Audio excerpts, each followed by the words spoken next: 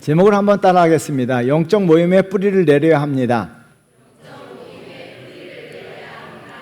할렐루야. 양기자의 단편 산꽃에 보면 이런 문장이 나옵니다. 산에 핀 진달래는 아무리 해도 옮겨 심지를 못한다. 꽃을 좋아해서 산에 있는 진달래를 몇 뿌리 캐다가 집 뒤뜰에 심었더니 쉽게 죽어버린다는 거예요. 그러면서 진달래를 이렇게 표현했는데요. 우리 한번 읽어볼까요? 산을 내려와서는 못 사는 꽃, 산이 아니면 뿌리를 내리지 못하는 꽃. 책을 읽으면서 잠시 책을 덮어놓고 생각을 해봤어요. 주변에 철쭉은 많이 심어도 진달래는 없더라고요. 그 철쭉은요, 뽑아다가 여기저기 옮겨 심어도요, 잘 살아요. 제가 5층에 있는 철쭉을 여러 뿌리 심어다가 1층에 심었는데요, 지금도 잘 살고 있어요. 근데 진달래는요, 그렇지 않은가 봐요. 진달래는요, 산을 내려와서는 못 사는 꽃이고 산이 아니면 뿌리를 내리지 못하는 꽃. 이 표현이 너무나 마음에 와 닿았어요. 이 진달래 참 멋지다는 생각을 해봐요. 그리고 진달래 앞에 갑자기 고개가 숙여져요. 여러분, 진달래가 되어야 된다는 생각을 문득 마음속에 있어요. 신앙의 진달래가 되어야 된다. 산을 내려와서는 못 사는 꽃처럼 영적 산을 떠나서는 못 사는 꽃이 되어야 합니다. 우리 그리스도인들은요, 영적 산, 영적 모임을 떠나서는 못 사는 꽃이 되어야 돼요. 그리고 영적 모임에 뿌리를 깊숙이 내리는 꽃이 되셔야 할 줄 믿습니다. 사도행전에 등장하는 예수님의 제자들, 여러분, 사도행전에 예수님의 제자들이 이제 전면적으로 등장하게 돼요. 제자들은요, 영적 모임을 떠나서는 못 사는 꽃이 되었고 영적 모임에 뿌리를 깊숙이 내렸어요. 예수님이 하늘로 올라가시자 그들이 제일 먼저 만든 것은 영적 모임이에요. 그들은 제일 먼저 영적 모임을 만들고 거기에 다 모였습니다. 13절 말씀 우리 한번 같이 읽어볼까요? 들어가 그들이 유하는 다락방으로 올라가니 베드로, 요한, 야고보, 안드레와 빌립, 도마와 바돌로메, 마테와 및 알페오의 아들 야고보, 셀로신 시몬, 야고보의 아들 유다가 다 거기에 있어. 다 거기에 있어 라는 문장에 여러분 성경책에 꼭 동그라미 쳐놓으셔야 돼요. 저와 여러분들이 다 거기에 있어야 할 줄 믿습니다. 거기는 주님을 구세주로 모인 사람들의 모임이에요. 거기는요, 다시 오실 주님을 기다리는 사람들의 모임이에요. 거기는요, 기도하는 사람들의 모임이에요. 거기는 예배드리는 사람들의 모임이에요. 거기는 하나님을 찬양하는 사람들의 모임이에요. 거기에 저와 여러분들이 항상 있어야 할 줄 믿습니다. 여러분, 근데 13절을 읽어보면요, 여기에 한 사람이 빠져 있어요. 그 유명한 사람이 한 사람이 빠져 있어요. 누구인가요? 가룟 유다죠. 여러분, 가룟 유다에 대해서 베드로가 17절에서요, 우리 다음 시간에 살펴보지만 17절에 이렇게 말합니다. 우리 한번 다 같이 읽어보겠습니다. 이 사람은 본래 우리 수 가운데 참여하여 이 직무의 한 부분을 맡았던 자라. 우리 수 가운데 참여했다라고 이야기합니다. 우리들과 함께 했던 사람이에요. 그런데 어떻게 합니까? 그 한 사람은요, 여기를 떠났어요. 여러분, 영적 모임을 떠났습니다. 그 결과가 어떻게 되었는지 당시 예수님의 제자들뿐만 아니라 유대인들이 그 사실을 다 알고 있어요. 어떤 결과가 나왔는지 여러분들도 잘 알고 계실 거예요. 여러분, 주님의 제자들은 그러므로 말미암아 영적 모임을 떠나는 것이 어떤 결과를 초래할지를 너무나 잘 알고 있었기 때문에 제자들은요, 영적 모임을 떠나서 못 사는 꽃이 되었어요. 영적 모임이 그들의 삶의 중심이었고 그 영적 모임의 뿌리를 내리고 영적 모임을 통해서 영적 자양분을 공급받았어요. 여러분, 저와 여러분들도 다 거기 영적 모임에 참여해야 될 줄 믿습니다. 영적 모임을 떠나서는 살 수 없는 꽃이 되어야 돼요. 나는 이 모임, 영적 모임을 떠나서는 살 수 없는 꽃이 되어야 되고 내가 이 영적 모임의 뿌리를 깊숙이 내리셔야 합니다. 그럴 때 저와 여러분들을 사는 역사가 일어날 줄 믿습니다. 그렇다면요, 영적 모임의 뿌리를 내리기 위해서는 어떻게 해야 될까요? 첫 번째는요, 두 가지를 살펴보는데요. 하나는요, 마음을 같이 해야 합니다. 영적 모임의 뿌리를 든든히 내린 이유는요, 더불어 마음을 같이 했기 때문인데요. 여러분, 14절 말씀 우리 굉장히 중요한데요. 우리 한번 읽어보도록 하겠습니다. 여자들과 예수의 어머니 마리아와 예수의 아우들과 더불어 마음을 같이하여 오로지 기도에 힘쓰더라. 여러분, 마음을 같이하여에 동그라미 쳐놓으셔야 되는데요, 사도행전의 저자인 누가는요 이 표현을 굉장히 좋아했어요. 그래서 사도행전 곳곳에요 마음을 같이하다라는 표현이 등장합니다. 여러분 2장 46절 한 절도 읽어보도록 할까요? 읽겠습니다. 날마다 마음을 같이하여 성전에 모이기를 힘쓰고 집에서 떡을 떼며 기쁨과 순전한 마음으로 음식을 먹고. 날마다 마음을 같이하였다라고 이야기합니다. 초대교회는 마음을 같이하였기 때문에 사람들이 어떻게 합니까? 모이기를 힘쓰게 되었고 모여서 마음을 같이했다는 거예요. 그러므로 어떻게 합니까? 사람들이 마음을 같이 한 사람들이 모였기 때문에 영적 모임에 깊이 뿌리를 내리게 된 거예요. 여러분, 마음을 같이 하여라는 표현은요, 마음과 정신을 하나로 모은다는 거예요. 저와 여러분들도 마음을 같이 해야 될 줄 믿습니다. 우리의 마음과 정신이요 하나로 뭉쳐야 돼요. 누굴 중심으로? 예수님을 중심으로요. 교회는요 예수 그리스도를 중심으로 우리의 마음과 우리의 정신이 하나로 뭉쳐져야 될 줄 믿습니다. 교회는요 여기서 이게 벗어나서는 안 돼요. 예수 그리스도를 중심으로 내 마음과 정신이 하나로 뭉쳐져야 돼요. 근데 누가는요 더불어라는 표현을 사용했습니다. 더불어는요 서로가 서로에게 함께 같이라는 거예요. 120명의 사람들이요 더불어 함께 같이 한 사람도 빠짐없이 마음을 다 모았다는 거예요. 여러분, 이 역사가 우리 교회 가운데서도 임해야 될 줄 믿습니다. 이 역사가 한국 교회 가운데서도 임해야 될 줄 믿습니다. 교회는요 마음을 같이 하셔야 돼요. 여러분들이 교회 오시는 그 순간 마음을 같이 하셔야 될 줄 믿습니다. 그렇다면요 마음을 같이 하기 위해서는 어떻게 될까요? 우리가 교회 와서 마음을 같이 하기 위해서는 어떻게 될까요? 여러분, 두 가지를 기억하셔야 되는데요, 하나는요 서로가 서로를 합당하게 대해야 합니다. 사도 바울이 에베소에 보낸 편지인데요, 에베소 4장 1절 말씀 우리 한번 같이 읽어볼까요? 읽겠습니다. 그러므로 주 안에서 갇힌 내가 너희를 권하노니 너희가 부르심을 받은 일에 합당하게 행하여. 여러분, 부르심을 받은 일에 합당하게 행하여 라고 이야기합니다. 합당하게 행하라는 거예요. 그리고 나서 2절부터 3절까지 읽어보도록 하겠습니다. 모든 겸손과 온유로 하고 오래 참음으로 사랑 가운데 서로 용납하고 평안에 매는 줄로 성령이 하나 되게 하신 것을 힘써 지키라. 여러분, 부르심에 합당하게 행하여 라고 이야기하시면서 겸손, 온유, 사랑, 오래 참은, 용납과 같은 단어를 사용하셨다는 거예요. 이 말씀의 의미는요 하나됨을 위해서 겸손과 온유, 오래 참음, 사랑 같은 것을 가지고 서로가 서로를 합당하게 대하셔야 된다는 거예요. 저와 여러분들이 서로 합당하게 대하게 될 때 교회는 하나 되고 마음을 같이 하는 역사가 일어날 줄 믿습니다. 그런데요 합당하게 대하기 위해서는 또 어떻게 되냐는 거예요. 양기자의 책을 슬픔도 힘이 된다는 책을 읽으면서 두 개의 문장에 줄을 쳐놓고요 굉장히 은혜를 받았습니다. 첫 문장은 이렇습니다. 우리 한번 같이 읽어볼까요? 인간이 보여주는 악덕에 대해서도 이 선생은 늘 평가를 유보하는 사람이었다. 이 선생님은 학교 선생이에요. 근데 많은 사람들이 막 손가락질하는 거예요. 저 나쁜 놈이다, 나쁜 놈이다. 근데 이 선생님은 어떻게 합니까? 그 사람에 대해서, 세상 모든 사람들이 손가락질하는 나쁜 놈에 대해서조차도 평가를 하지 않는다는 거예요. 유보한다는 거예요. 왜? 내가 그 사람을 직접 경험하지 않았기 때문이라는 거예요.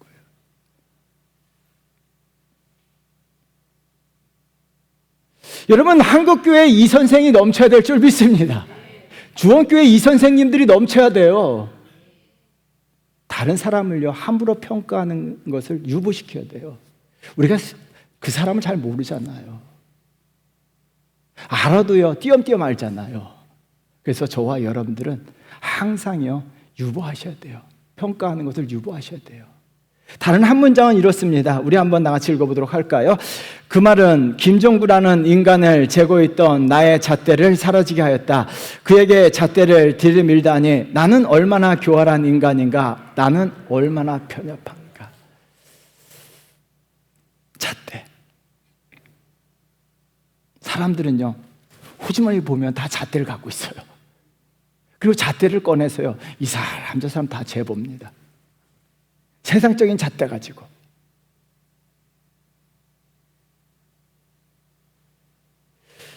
여러분, 그런데 어떻게 합니까? 사람들에 대해 잣대를 들이대는 것 자체가 편협하고 교활하다는 자기 반성을 한다는 거예요. 우리가 서로를 쉽게 평가하고 잣대를 들이대면요, 하나가 될 수가 없다는 거예요. 세상은 모든 사람들에 대해서 세상은요, 어떻게 합니까? 평가하기 좋아하고 잣대대기 좋아한다는 거예요. 또 저와 여러분들은 세상의 평가와 잣대는요, 쓰레기통에 버리셔야 합니다. 그래서 호심을 다 뒤지셔야 돼요. 교회 오시기 전에.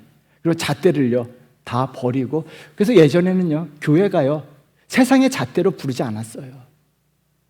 교회 누가 와든 다 형제님, 자매님이라고 불렀어요. 저도 개척하면서 우리 교회도 목사, 장로, 집사, 사장 누가 오든 다 형제님, 자매님이라고 불렀으면 좋겠다라고 하려고 했었어요. 근데요, 그렇게 하면 이단 소리 들어요. 아, 형제님, 자매님. 왜요? 세상에 다 똑같은 거예요. 세상에 누가 와도 형제고 세상에 누가 와도 자매예요. 교회에서도 목사, 장로가 아니에요. 저에게 형제님이라고 부르셔야 되고. 근데 여러분, 초대교회는요, 다 형제님, 자매님이라고 불렀어요. 역사적으로 보면요. 그게 성경적으로 맞아요. 왜? 우린 다 형제고 우린 다 자매입니다. 아니에요? 다시 한번 해볼까요? 우린 형제입니다. 우린 자매입니다. 어색하신 것 같아요. 그렇게 부르지 마세요. 여러분, 그래서 어떻게 합니까? 세상의 평가와 잣대를요, 다 버림으로 말미암아 하나 된다는 거예요. 다른 하나는요, 우리가 마음을 같이 하기 위해서는요, 서로가 서로를 신뢰하셔야 됩니다. 책을 읽다가요, 이문재 시인의 문자 메시지라고 하는 시를 읽어보면서 굉장히 감동을 받았어요. 굉장히 짧은 시예요. 우리 한번 다 같이 읽어보도록 할까요? 형, 100만 원 붙였어. 내가 열심히. 읽어보겠습니다. 한글 다 읽으시죠? 읽겠습니다. 시작. 형, 100만 원 붙였어. 내가 열심히 번 돈이야. 나쁜 데 써도 돼. 형은 우리나라 최고의 시인이잖아. 저는 이 시를 읽으면서 굉장히 은혜를 받았거든요. 여러분, 이런 동생 있으시면 좋으시겠죠?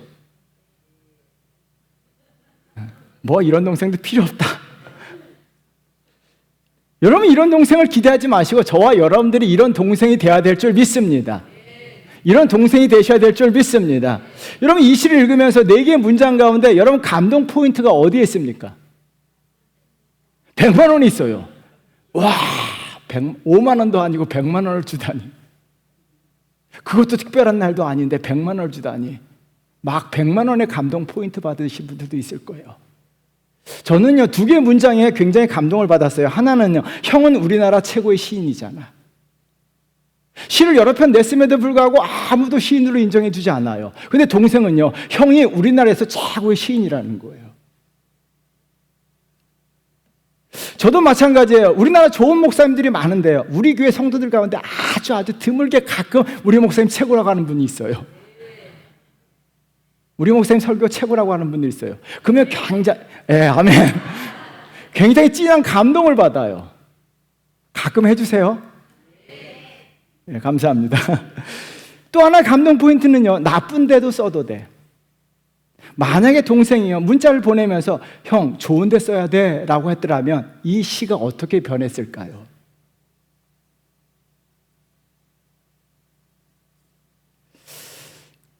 좋은 데 써야 돼. 나쁜 데 써도 된다는 말은요, 나쁜 데 쓰라는 말이 아니죠. 형을 믿는다는 거죠. 형이 이 돈을 가지고 나쁜 데 쓴다 할지라도 나는 형을 믿고 신뢰하겠다는 거예요.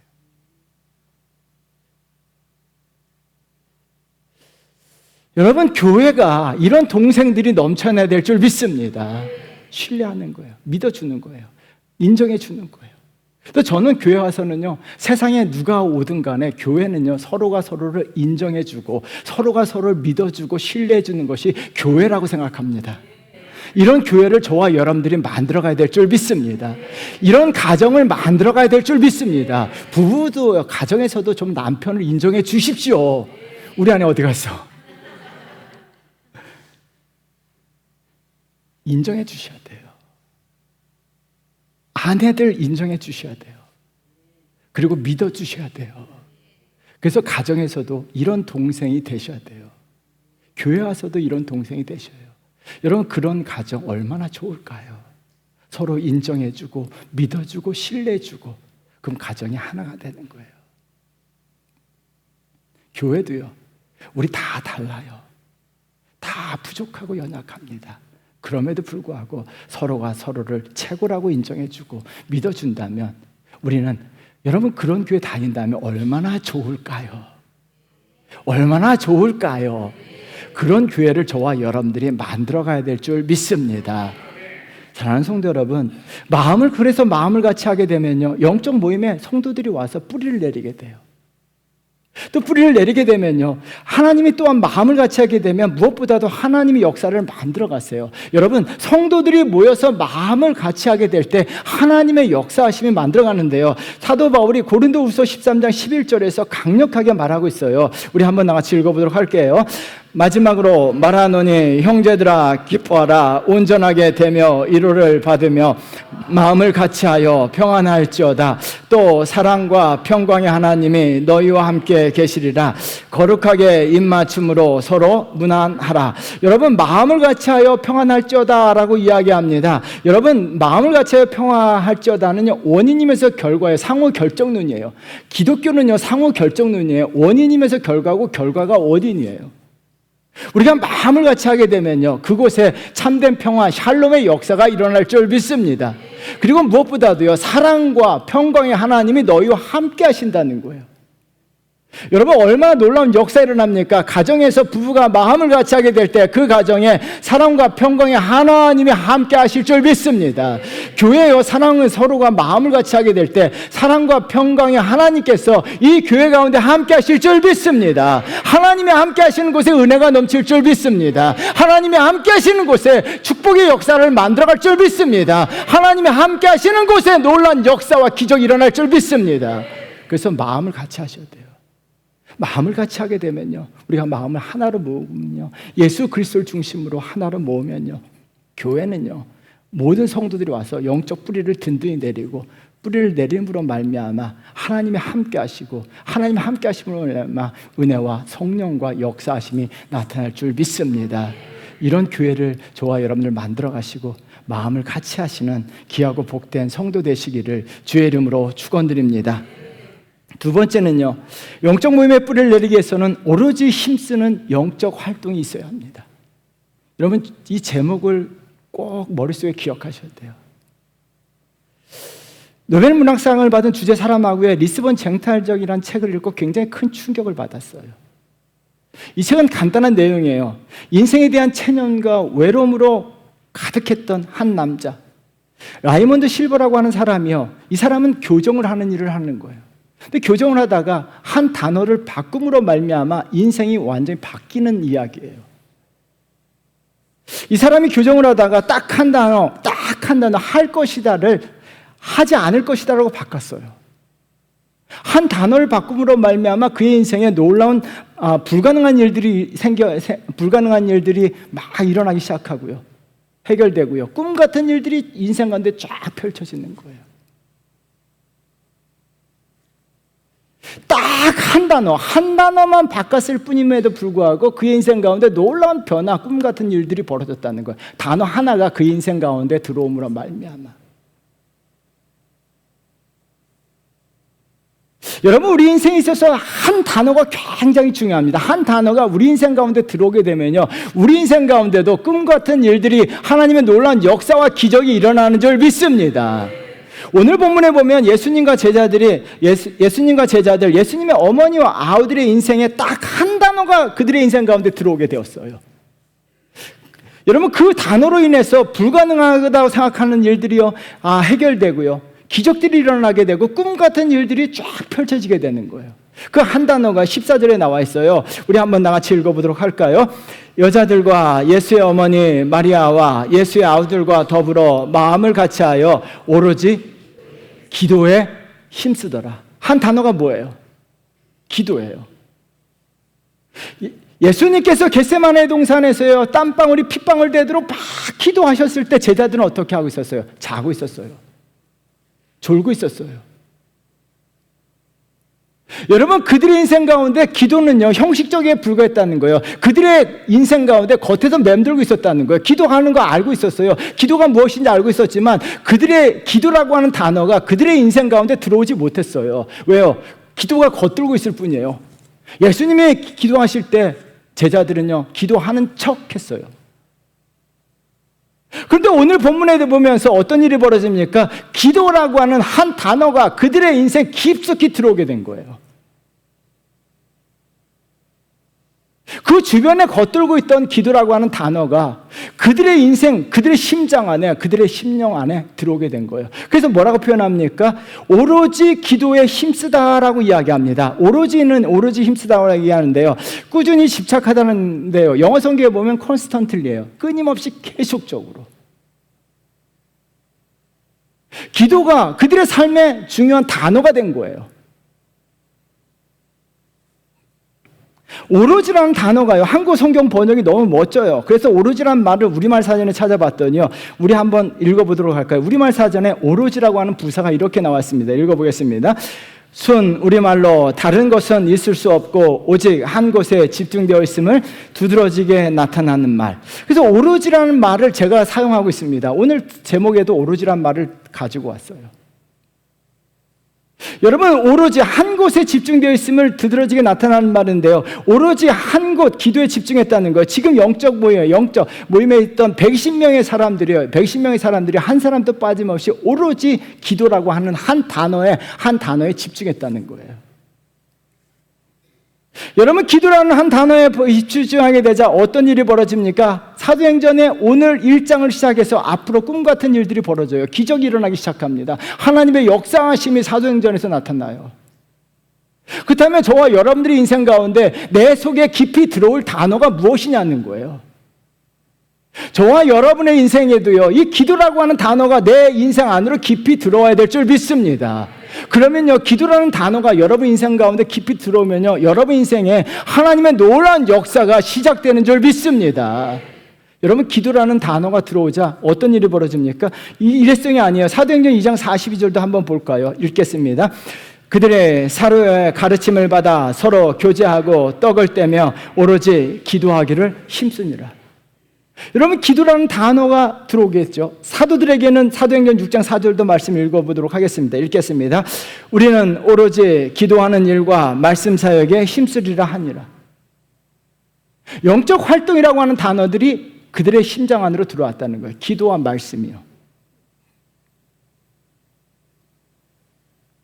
오로지 그들은요, 오로지 힘쓰는 기도, 오로지 힘쓰는 말씀, 오로지 힘쓰는 예배, 오로지 힘쓰는 찬양이 되었다는 거예요. 그래서 영적 활동이 한 가지 단어, 찬양이든 기도든 말씀이든 그 한 단어가 내 인생 가운데 들어와야 돼요. 왜 그럴까요? 들어오게 되면요, 연계성이에요. 오로지 기도에 힘쓰므로 하는 사람들은 어떻게 합니까? 그들은요, 오로지 예배에도 힘써요.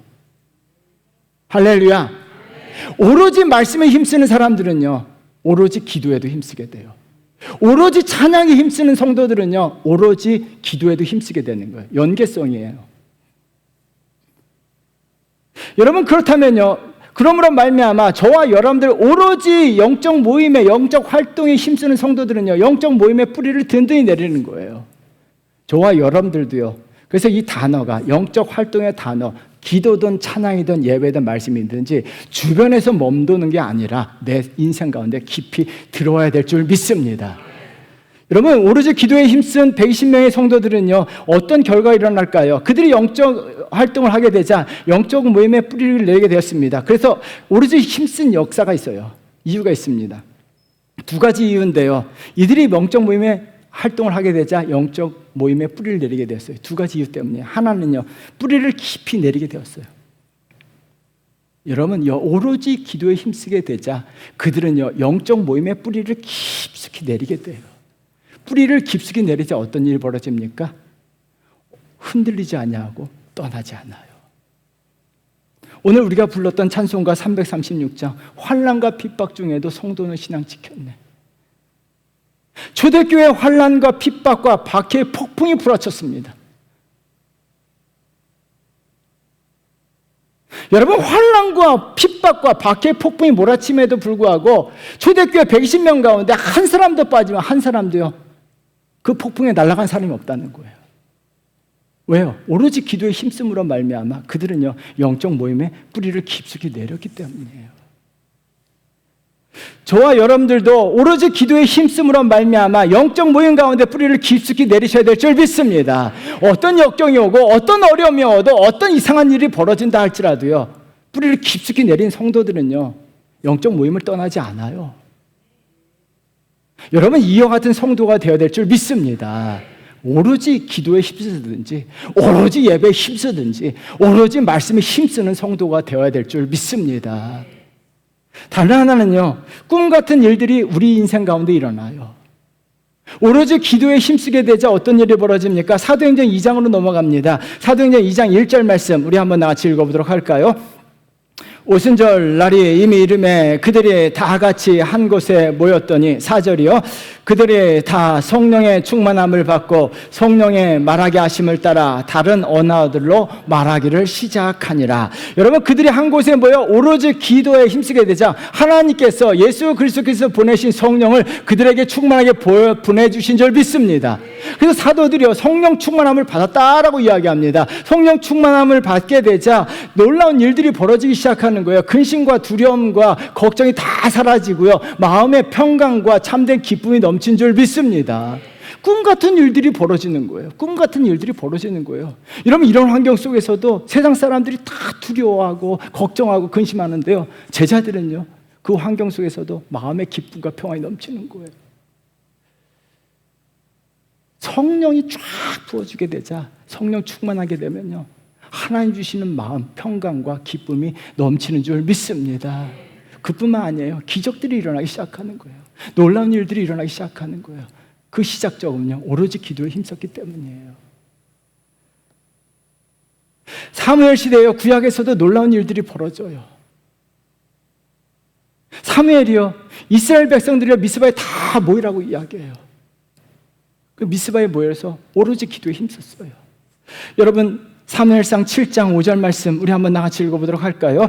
사무엘이 이르되 온 이스라엘은 미스바로 모이라 내가 너희를 위하여 여호와께 기도하리라 하매 여러분 사무엘 선지자를 비롯해서 사무엘 선지자를 중심으로 해서 이스라엘 백성들이 다 미스바에 모여서 하늘을 하나님에게 두 손 들고 오로지 기도에 힘쓰게 돼요. 그러자 어떤 일이 벌어집니까? 한국교회 성도들이 가장 좋아하는 단어가 이때 등장해요. 에베네셀. 여러분 12절 말씀 우리 한번 같이 읽어보도록 하겠습니다. 사무엘이 돌을 취하여 미스바와 센 사이에 세워 이르되 여호와께서 여기까지 우리를 도우셨다 하고 그 이름을 에베네셀이라 하니라. 에베네셀 여호와께서 여기까지 도우셨다는 거예요. 하나님의 도우심이 나타나는 거예요. 이스라엘 백성들이 한 자리에 모여서 오로지 기도에 힘쓰게 될 때 여호와 하나님의 돕는 은혜가 나타나는 줄 믿습니다. 여러분 오늘 가서 집에 가셨어요. 가족 애들 다 모아놓고 한번 같이 기도해 보세요. 오로지 기도에 모여서요 손에 손을 잡고요 가정이 모여서 기도 한번 해보십시오. 어떤 일이 벌어지는지 아십니까? 에베네셀의 하나님께서 여러분 가정을 도와주시는 줄 믿습니다. 그래서 교회 성도들이 모여서요 오로지 기도에 힘쓰게 되면요 두 손을 들고 정말 하나님 앞에 기도에 힘쓰게 되고요 한 성도도 빠짐없이 정말 있는 힘을 다해서 오로지 기도에 힘쓰게 되면요 하나님의 돕는 은혜가 교회 가운데 여러분 가정을 통해서 여러분 자녀들에게도 하나님의 돕는 은혜가 나타날 줄 믿습니다. 이스라엘 민족 전체가요 이스라엘 민족을 도와주신 하나님, 이스라엘 가정들을 도와주시고요 이스라엘 자녀들을 다 도와주셨다는 거. 에베네셀의 하나님이 나타나서 이스라엘 백성들 그 자리에 모여서 기도한 모든 성도들 다 도와주셨다는 거예요.